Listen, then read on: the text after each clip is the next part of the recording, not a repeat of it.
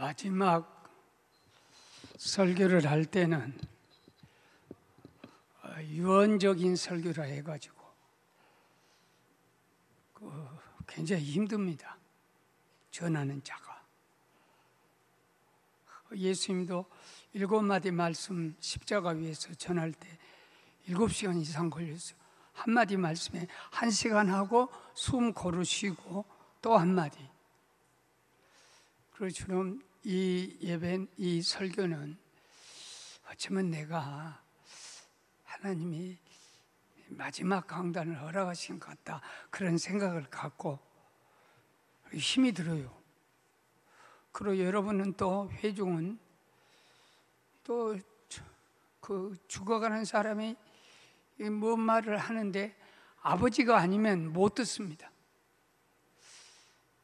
혹시 유산을 나한테 더 준다 한가? 이런 기대감을 갖고 어쩌든지 다 귀를 기울여 이렇게 힘이 들어. 그런데 전하는 자는 교인들이 얼마나 힘들겠냐. 그게 나는 이중으로 힘들고, 그래도 나는 맡길 곳이 있어요. 주님, 사모하는 영혼은 성령이 채워주시고, 줄인 영혼은 채워주시고, 사모하는 영혼은 만족해 하신다는 말씀이 계시기에, 주님, 오늘 은혜 받고 못 받는 것은 내 책임이 아닙니다. 주님 책임입니다. 알아서 하십시오. 이런 거 좀 힘이 생겨요. 나는 일생을 우리 안산제일교회 와서 거의 48년, 50년이 다 돼갑니다. 그런데 한 번도 간증 못한 간증이 한 2가지가 있어요. 너무 부끄러워서 이걸 내놓을 수 있을까? 그러나 내가 안산제일교회 마지막 다 털어놓고 주님이 부르면 기쁨으로 가야지. 그걸 숨겨놓으면 조금 내가 마음이 괴롭겠다. 예수 믿기 전에 20년 동안 부끄러운 일이 너무 많아요. 암흑이에요. 할아버지는 유학자로 그 유교의 나쁜 관습, 축첩. 아버지는 술에 조금 심취하셔서 알코올 중독, 그리고 그 결과로 옛날에 아주 동네에 막 이렇게 많았던 결핵. 그 내가 13살 때면 국민학교 그때 6학년 때였어요. 방학 딱 기간, 여름방학 기간인데 아주 덥습니다.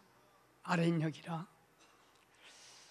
그래 이제 섬에서 살던 우리가 아버지가 결핵으로 치료받지 않으면 안 될 만큼 아주 심해졌어요. 중해졌어요. 그래 어머니가 우리 5 식구 어떻게 하든지 아버지를 살려야겠다는 생각으로 그 섬에서 목포로 결핵병원으로 아버지를 입원을 시켰어요. 목포에 가면 그 변두리, 시내 변두리에 결핵병원, 시립병원이 있습니다. 그래서 아버지를 병원에 입원시키고 또 어머니는 간호를 해야 돼요. 식사도 해드려야 되고 모든 것을 어머니가 해야 돼요. 그런데 문제는 13살 먹은 나하고 3살 먹은 내 동생하고 8개월 된 막내 동생이 있었어요. 이 3형제를 맡길 데가 없는 거예요. 그래서 목포에 가면 동명동 피난민도 많이 살고 가난한 사람이 하루 벌어서 사는 그런 아주 산동네, 거기에 집 하나를 얻어가지고 나보고는 동생 2을 잘 보살피라 하고, 그 대신 어머니가 이제 저녁 때 한 이틀이나 3일에 한 번씩 와서 우유 같은 거, 이제 저 동생이 있기 때문에 그 우유를 먹는 그런 거 채려주고 음식 좀 갖다 놓고, 밥은 내가 일찍 해 먹어 봤어요. 밥 네가 해서 동생들 잘 키워라. 그런데 어느 여름 내가 8개월 된 동생을 업고 그 더운데 동네 나가서 또 집안에 갇혀 있기도 그래서 3살 먹은 동생은 손잡고 동네 아이들하고 이제 서로 사귀면서 제기차기도 하고 뭐 여러 가지 놀이가 있어요. 그래서 동생이 이 등에서 얼마나 괴로워하는 거예요. 보채는 거예요. 그 무슨 아무리 내가 볼 때 막 얘가 뭐 벌벌 떨고, 나중에 한 일이지만 경기가 왔는데 내가 어머니한테 연락할 길도 없고 병원이 어디 있는지도 모르고 택시 탈 돈도 없고 동네 누구 어른들한테 물어볼 것도 다 맞벌이로 일하러 갑니다. 그래 이제 어려운 데는 경기 떠는 아이를 업고 있다가 조용하길래 이제 조용해졌나 하고 집에 가서 아이를 딱 내려놨더니 죽어 있는 거예요.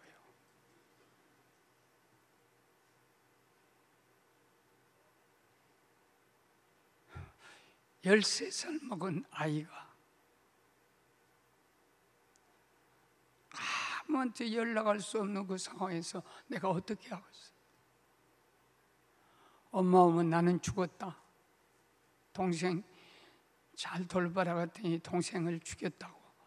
엄마가 얼마나 화가 나겠냐 하고 불안에 떨어서 애기 시체를 놔두고, 근데 마침 저녁에 어머님이 오셨어요.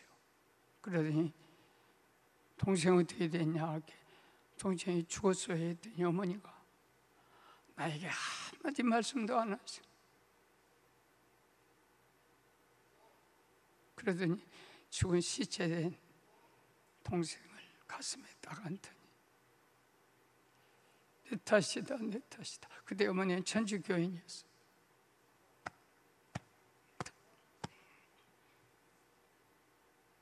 내가 내 새끼를 죽였고 계속 우신 거예요. 그때 나는 이미 내 인생은 꺾어져 버렸어요. 그래서 내가 줄반장 선거도 안 나가고 무슨 어떤 선거에는 일절 안 나가. 왜? 나는 모자란, 내 인생은 그렇다. 그런 그 어깨에 가슴 아픈 그 응어리를 갖고 거의 80년 세월을 살아온 거예요. 그게 제일 내 가슴에 못 박힌. 그래 혹시 우리 교인들이 동생이라고 우리 동생입니다 하고 동생 손잡고 오면 가슴이 미어져. 내가 그때 잘했으면 내 동생도 저렇게 컸을 텐데 얼마나 행복할까.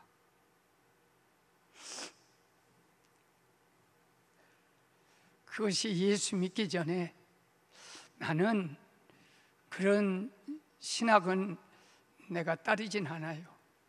부모의 죄가 자식에게 이렇게 대물림한다, 그건 성경에서 없는 말이에요. 아버지가 시면 자식이도 식었냐? 이게 아버지 죄하고 자식 죄는 무관하다는 거예요. 부모가 잘못했다고 자식이 무슨 벌을 받습니까? 그건 연자죄 이런 건 성경이 다 반대해요. 그 나는 하나님 우리 부모들이 얼마나 유교 속에서 우상 섬기고 제사 지낸데 목숨을 걸고, 그때도 그랬어요. 종갓집은 다 망한다 그랬어요. 제사 지낸 집은 절대로 잘 될 리가 없다 그랬어요. 그러고 우리 집안은 모든 후손이 내가 볼 때는 저주에 가까운 그런 집안으로 살았어요. 20살까지. 그런데 내가 아버지 아픈 쾌락을 대물림해가지고 유전은 아니고 또 전염도 아닌 것 같아요.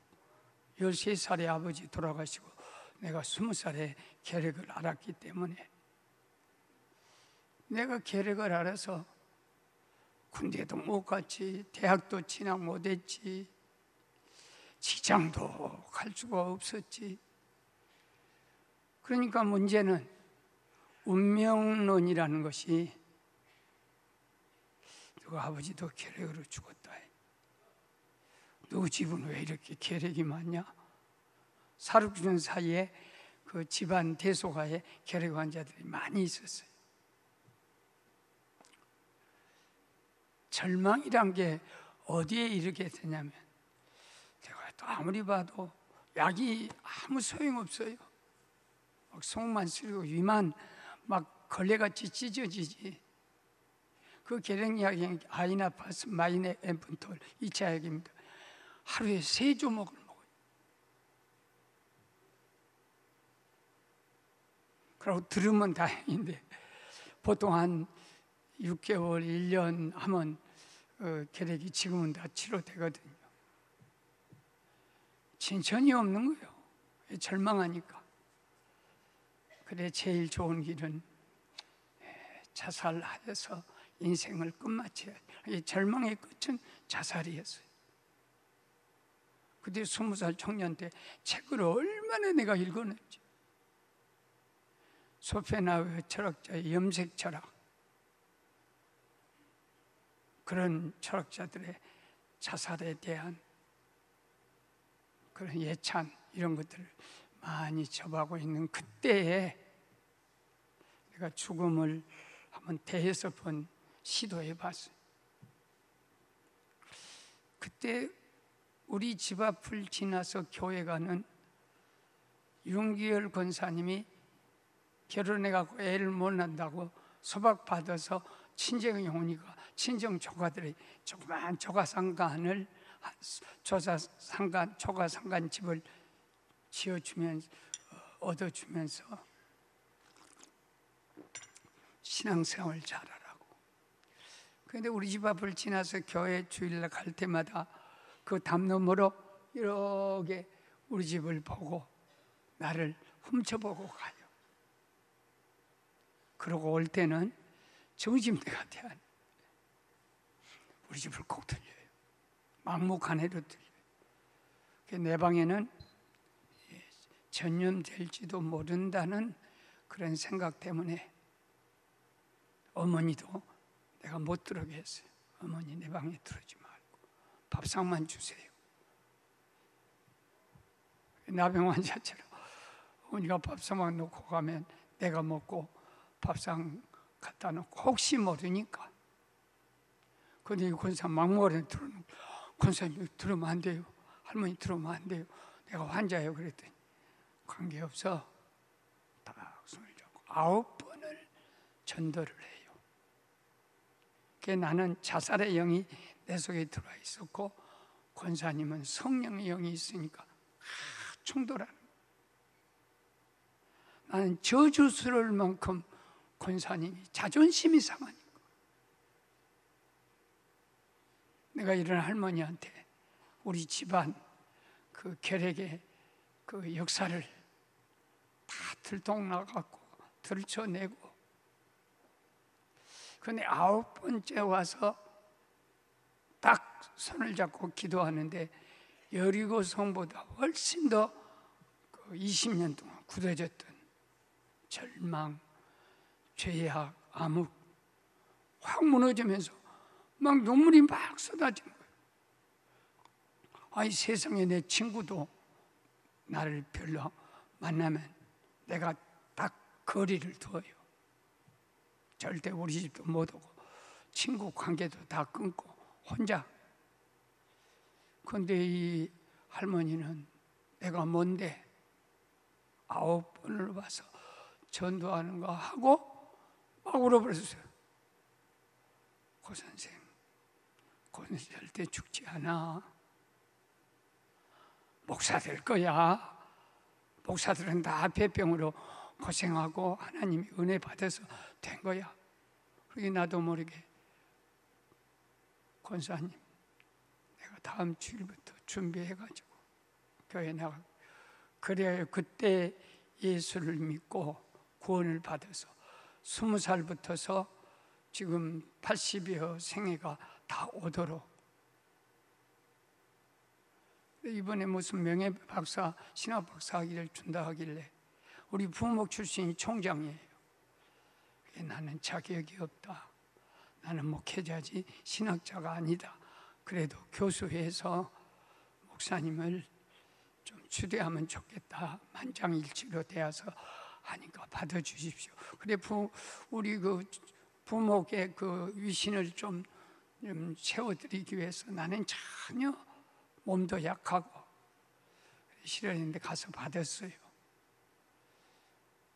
그러고 나니까 도서관을 이렇게 보니까 도서관이 허물어지고 그 일이 지금 장신대 그 수리하는 일이에요. 모금을 해. 그러면서 교회 이름도 이어주고 목사님도 이름도 이어주는 그런 프로그램이 있다는 거예요. 헌금을 해주면. 그래서 우리 제일교회는 이미 당회에서 5천만 원 이렇게 작정해가지고 제일교회 이름으로 그 방 하나를 이렇게 건립하는 거예요. 그 말이 귀에 설교단이 들어오더라고요. 그러면 내가 방 하나를 어쩌든지 책임질 헌금을 내년까지 해줄 테니까. 내 이름이 아니라 나를 전도한 도처 성광교회 윤기열 권사님 이름 하나 붙여다오. 아, 목사님 좋은 일이지요. 내 인생에 꼭 누군가를 기념하고 싶은 사람이 있다면 우리 어머니가 아니고 아버지도 아니고 나를 전도해서 이렇게까지 복받게 한 우리 윤기열 권사님. 방학 때 되면 제가 결혼하기 전에 우리 지금 사모 저 아내하고 사귈 때니까 방학 때만 한 주간 가서 저희 아내 될 사람도 만나고 또 교회에서 섬기고. 그런데 신학생이 무슨 돈이 있겠습니까? 아무것도. 우리 어머니에게는 한 번도 용돈을 준 적이 없어요. 그러나 윤기일 권사님에게는 돌아가신 날까지 그래봤자 한 3년 4년 방학 때 갈 때마다 꼭 권사님 손에 쥐어드리고 권사님 기도 많이 해줘. 고은아, 나는 애도 못 낳았다. 그런 너를 낳아서 그렇게 전도를 열심히 한다니까. 나는 자식 부자다. 내 마음속에 가장 기억이 남을 그 은인이라 할까, 은총을 입었다 할까 하는 분은 내가 죽는 날까지 이 세상에서 윤기열 권사님. 그러고 저는 신학을 마치고 우리 교회 와서 지금 45년, 47년 세월이 지났는데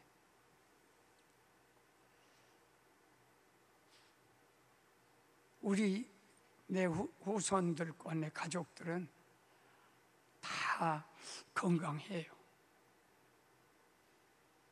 내가 하나님께 조금이라도 죄를 질 수 없는 것은 우리 안산제일교회가 하나님이 벌을 주면 내가 목회자로서 얼마나 부끄럽거든요. 내가 죄를 지면 하나님 우리 자식들 나같이 때려버리면 내 자식들이 어떻게 되었는가. 처음에 방공비를 교회가 주길래 얼마나 무서웠으면 보나마나 방공비나 주면 내가 마음대로 쓸 거다. 그래갖고 이종훈 장로님한테 통장 몇 개 놓고 내가 다 썼어요. 장로님 방공비를 이거 계산해 주세요. 이렇게 해서 공적이고 그만큼 내가 두려웠어요. 내 뒤에는 교회가 있다. 내 뒤에는 왜냐하면 나는 부모들의 죄값으로 우리 형제들이 다 이렇게 잘못되고 그것만은 아니에요. 그러나 내 마음은 부모가 잘해서 그렇구나. 자칫 잘못하면 내 자식들을 하나님이, 왜냐하면 하나님은 가장 사랑한 자를 꼭 때린다 하셨거든.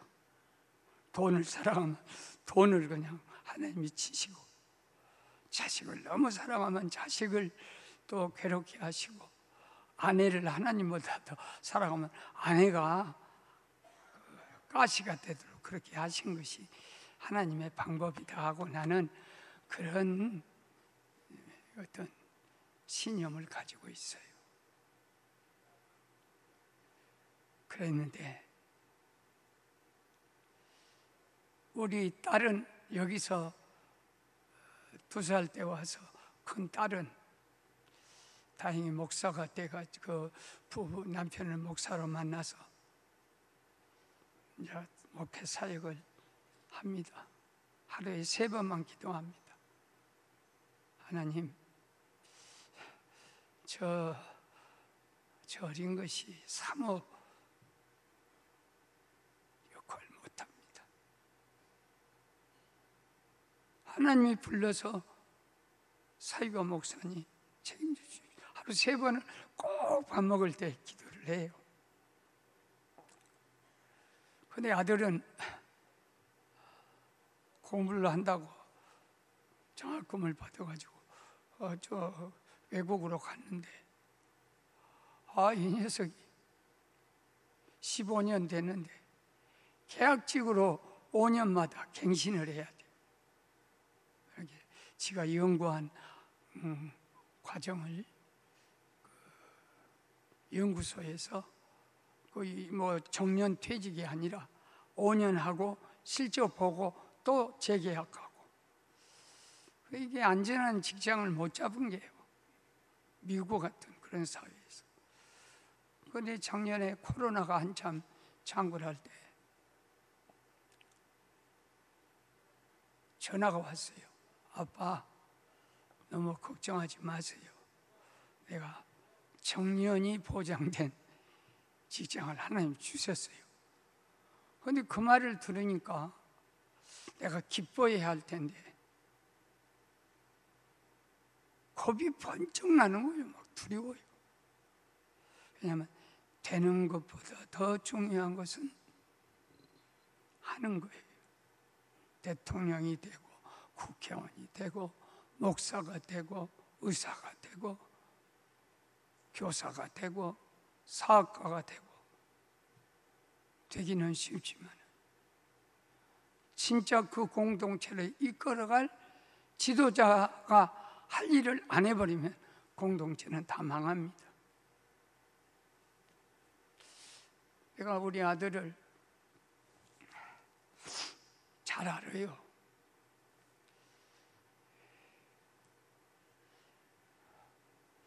놀기를 좋아하고 뒤로 밀어. 오늘 숙제해야 하는데 오늘 안 해. 꼭 내래. 그래서 너는 절대 목사 되지 마라. 그리고 누나는 괜찮다. 불성실하고 목숨 안 걸면 너도 죽고 교인들도 죽어야 성실히. 그래서 얘는 아예 뭐 목사 될 걸 뭐 기도도 안 했을 뿐 아니라 지가 된다고 하면 끌어내릴 거예요. 또 그렇게 게을러 가지고 무슨 목사를 한다고, 지가 그런 생각도 못하고 나도 한다고 하면 가만두지 않아요. 끌어내려버려. 겁이 바짝 난 거예요. 정년직, 정식 직장을 잡았다 하길래.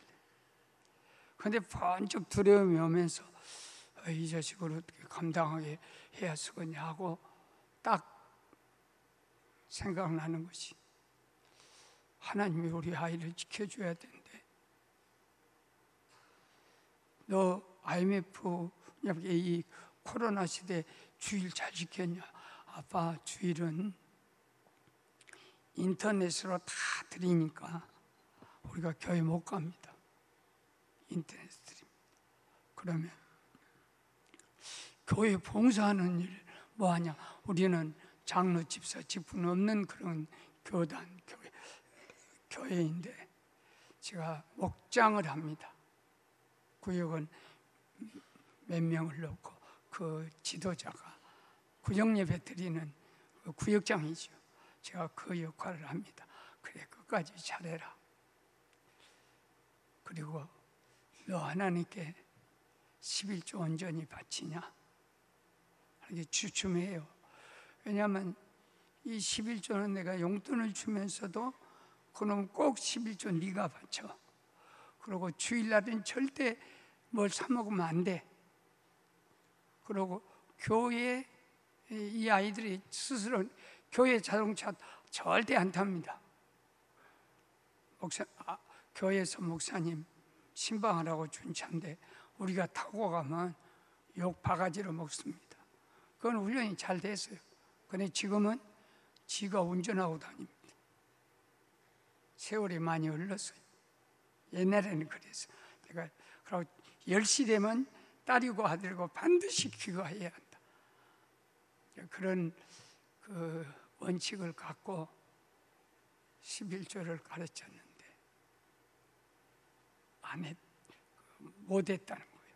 2년 동안 전화 딱 끊고, 여보 나 어떡하지?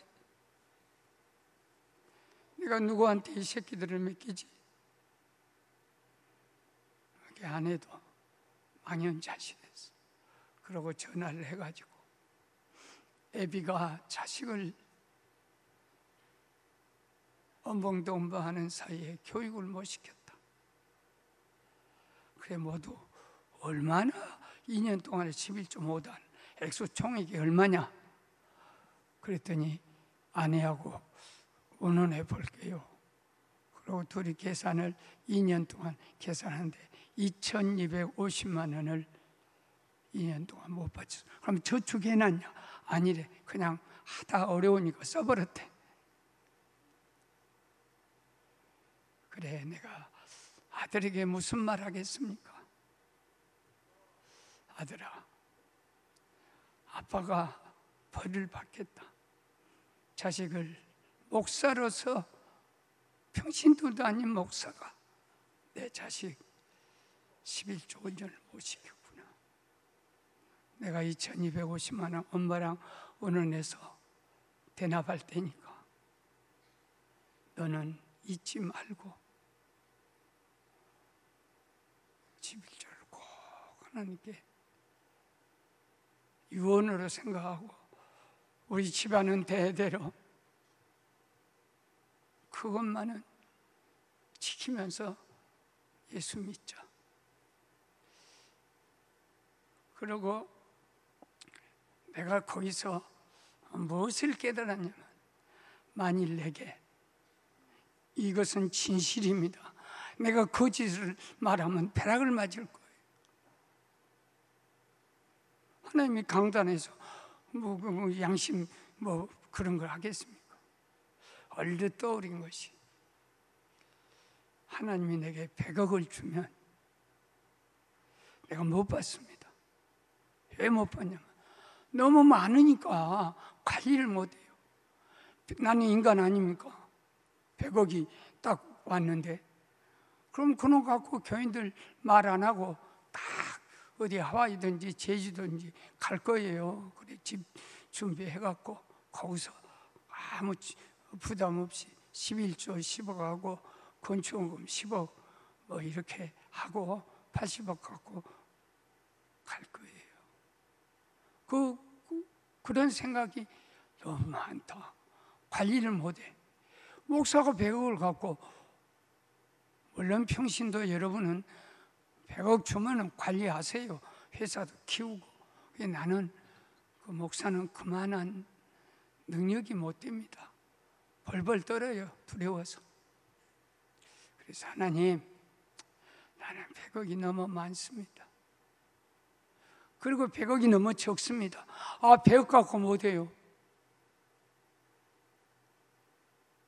그럼 내가 11조 감사 한다고 합시다. 그리고 80억이 남아요.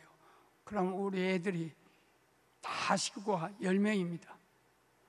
야, 80억이니까 이걸 유산으로 나눠주고 죽자 하고 8억씩 애들에게 다 나눠주면 그 8억이 우리 아이들 건강, 장래, 미래, 손자들 지켜줄 것 같습니다.